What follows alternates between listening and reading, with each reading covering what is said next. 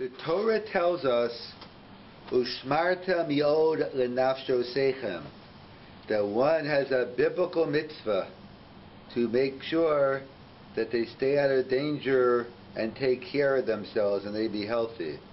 And even without a biblical commandment, many people know that it's Eitzah Tova, that one has to exercise, eat appropriately, etc.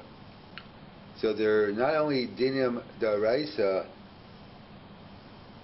about avoiding Sacannah, but there are also dinim d'Rabbanan, there are minhagim, in terms of not doing things that might lead to danger. And one of the famous minhagim that many people do, not all, as we'll discuss, the Indian of mayim achronim. There's a minhag, everyone has this halacha, it's a din d'Rabbanan, that before you eat bread you have to wash your hands. And then there's another concept, mayim achronim. There's mayim emsam, there's the middle waters, that's what the Rosh writes in Chulin. That's when you want to have separate fish and meat, since fish and meat is a sakana. So you want to separate fish and meat, so you have the mayim emsam. And then you have mayim achronim, before you bench, you wash your hands. So what is the reason behind mayim achronim? So the Gemara tells us in Chulin, and Daf Kuf Hey, that apparently in Sodom, it's Melech Sodomis, I guess salt from Sodom, and if you got that salt in your eye, it would be very dangerous for your eye. And the custom was, at the end of a meal, they used to dip you used to dip your hand into the salt and eat it, so you still had some. So therefore, to make sure you don't put it in your eyes, so they instituted mayim achronim. That's the Gemara in Chulin Daf Kuf Hey and the Gemara in Brachas Daf Mem. So we see from this Gemara that it's a Sacannah, it's a danger to wash, it's a danger to leave Melech Sodomis on your hands, so therefore there's a mitzvah, a minhag of mayim achronim. Comes along the Meiri on Shabbos and Daf Kuf Ches, and the Gemara over there talks about that someone who has a eye ache or some type of issue with their eye, so you know what the cure is. There should be tovel in the Dead Sea, in the Yam HaMelech. It should be tovel in the salt water. So the Meiri, the Gemara just said over there in Chulin Bracha, said it's a Sacannah to have Melech Sodomis in your eye. In fact, you want to keep it out of your eye. And then the Gemara tells us elsewhere, if someone has an issue with their eye, you want to make it better, you go to the Yam HaMelech. So I don't get it. Salt, is the salt good for your eye or not good for your eye? So some answer as follows, that obviously it depends. Obviously, salt in the Yam HaMelech is a lot of water in there. So there's enough water, it balances it out, it's proportionally. But just to take some salt, very concentrated, and put it in your eye, that's not a good idea, that's dangerous. Or, as some point out as well, the Meiri and others, that just like, as the Rambam writes, we should follow the Shvil Hazov, the middle path, the golden path is the middle, all extremes are bad. The only time you go for extremes is if you have a sickness. So he gives an example, if you have a reed bent all the way to the left, and now you want to get it back to the right. So if you put it back to the middle, you want to get it back to the middle. So if you put it back to the middle, eventually it's going to move to the left. So if you move it all the way to the right, so eventually you'll come back to the middle. So usually the middle road is the ideal. However, all extremes are bad. However, if you have a sickness, so you need to do extreme measures. Like if someone takes antibiotic, so and they're sick, so they're missing, they have certain deficiencies in the body, and this medication is going to correct it. So you can't say, you know what, I'm healthy, I'm feeling great, you know what, if I take this medication, I'll feel better. That's not the way it works. It only works in certain times. So that's what someone suggests here, whether it's treatments for cancer or anything else like that. For a healthy person, it's very dangerous. Like extremes are bad for a healthy person. But if you're sick, so then the Yam HaMelech takes the role. So we see that everything's a matter of balance. So we learn now from the Gemara in Chulin that the source of Mayim Achronim is Melech Sodom, it's Saul from Sodom. And yet the Gemara tells us in Brachas Davin and Gimel, they quote a pasuk, Viz Kadishtem min. How do I know I have to wash my hands before? That's Viz Kadishtem. V'yitzam Kedoshim, then Mayim Achronim. So the question is, what is the source of Mayim Achronim? Is it Melech Sodom, or is it pasuk V'yitzam Kedoshim? So the Shiltis in Parashas Yisro answers, or it depends. That so you need two different psukim to tell me you need Mayim Achronim. The one who's being, during back in the days of the Gemara, the Mishnah, one person bench for everybody. So how do I know that the leader needs Mayim Achronim v'Yisen Kedoshim?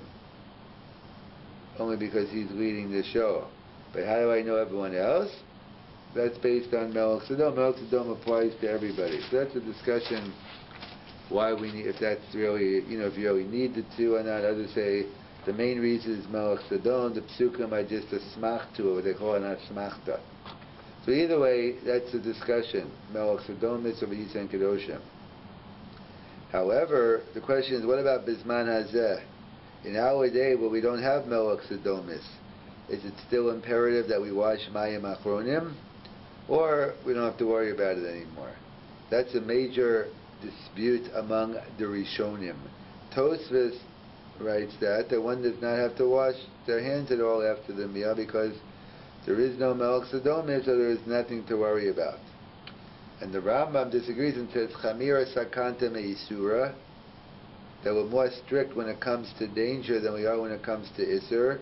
When it comes to kosher, Isser, a tray falling in the chicken soup, so there's a 60% chance, 60 times it becomes bato. If you're not sure if poison fell in, you're not going to take any chances. So, Chamira Sacannah me'isura, and therefore we're not going to take any chances, and today we should still wash Mayim Achronim. Shulchan Aruch brings down, many follow the cheetahs of Tosfos, that you don't need Mayim Achronim. Today, however, the Mishnah Brura, other poskim, the Vilna Gaon, the Magen Avram, stay more al derech Kabbalah, that even though the danger still appears to be gone, you do it anyway. So again, so might say, yesh v'yesh, you follow your minhag, and there are many, the minhag I'm familiar with is most people, a lot of people do Mayim Achronim, but yesh v'yesh. So it's interesting, we have another machlokas regarding fish and meat, whether we treat fish and meat like a fish falls in meat. So machlokas shach and taz, whether is it the same thing as treating milk and meat or not? So some of the Achronim say no, milk and meat is a real din. You can't have milk and meat. Fish and meat is the minhag, so we don't have to be so strict when it comes to fish and meat. And therefore, we can say, can be, some say it's the same halacha as milk and meat, and we go, it's but same with bato b'shishim. And others say no. Chamira Sacannah me'isura, we're more concerned about one's health, and therefore it's a possible danger. We don't have fish and meat together. So it's interesting, this parenthetically, the Rambam, when it comes to fish and meat, and the Magen Avram, right, not to be worried about it, there is no danger today. Yeah, when it comes to Mayim Achronim, they say there still is. So, what's the chiluk? Exactly why are we concerned? In other words, if it's a general issue of something that was once dangerous and not now, so then you should be machmir on both ends. So why make a distinction between fish and meat and versus mayim achronim? So either way, we'll leave that for now. So the minhag is, so even though I've been in many homes, the minhag seems to be that women do not do it, but there's no real reason why not to. Rabbi Shlomo Zalman writes, of course women are chayav. Why wouldn't they be obligated? If the issue is, why wouldn't they be obligated? Because if the issue is that it's dangerous, or it's dangerous for women as well. So therefore he says, perhaps some bring down Rabbi Yosef Engel, Rabbi Yaakov Emden, the more Ketzia, that women didn't do it traditionally because they used to eat more with more etiquette. They used to fork and knife. Men were less interested in that, therefore their hands were dirty. Therefore they needed it, but women who ate with utensils, they didn't have to worry about it. So if we're going out Mayim Achronim for Yisam Kedoshim or for Melch Sodomas, either way we have a minhag to wash Mayim Achronim. So do we make a bracha? So the Torah says yes. One does make a bracha on Mayim Achronim, al Rechitas Yadayim. However, how the our minhag is, and I think the Bahag, the Rambam write, Ein Levarech. We don't make a bracha, why not? There's a general rule, the Rambam writes in Hilchos Brachas, and others write, that anytime you're doing something to avoid Sacannah, if you're not doing something for a mitzvah purpose, you don't make a bracha. The only time you make a bracha is if it's for a positive purpose, to avoid a Sacannah, that you don't do. And we find that throughout. So the Kasha, so the Rambam writes, no bracha mayim achronim. So the Chai Adam asks and others, but yet when it comes to the mitzvah of makkah, putting a wall around the roof, protecting some open area, the Rambam writes it's a mitzvah. Not only the Rambam, but most Rishonim, majority of the opinion says that you make a bracha on the makkah. Yet the Rokeach says no bracha, but most disagree with the Rokeach, you make a bracha. So once it's Sacannah, so how can we make a bracha?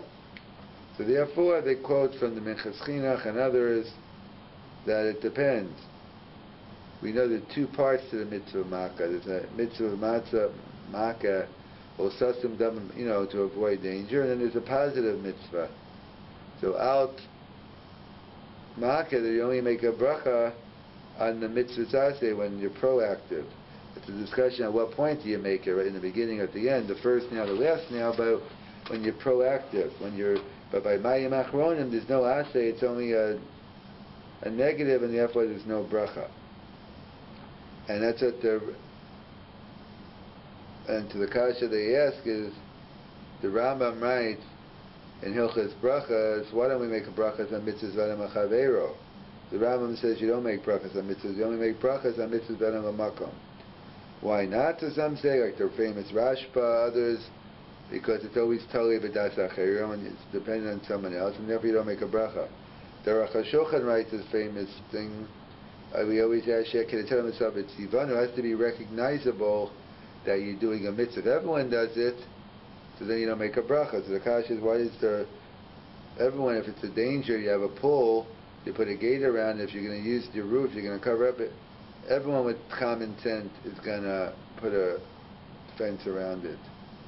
So why do we make a bracha? So perhaps it's true they will put a fence around it, but our mitzvah of makkah is different. We have specific rules and regulations when it applies. It's like we say about the mitzvah of kedushin. Even though kedushin, everyone gets married, however, the Jewish mitzvah of kedushin is different. Or even in the Zayim mitzvahs, but I know we have lo sirtzach. So why does the Torah have to be lo sirtzach and the Aseret Adibros not to murder?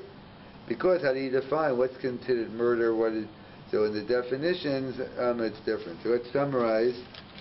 We're discussing the issues of the mitzvah of being careful, taking care of yourself, being healthy, and so much so the rabbis made minhagim even to make sure we don't get into danger, mayim achronim, to prevent us from melach sodomis.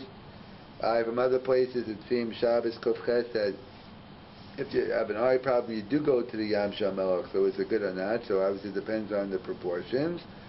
Or, for a healthy person, it's not good. For a sick person, it is good.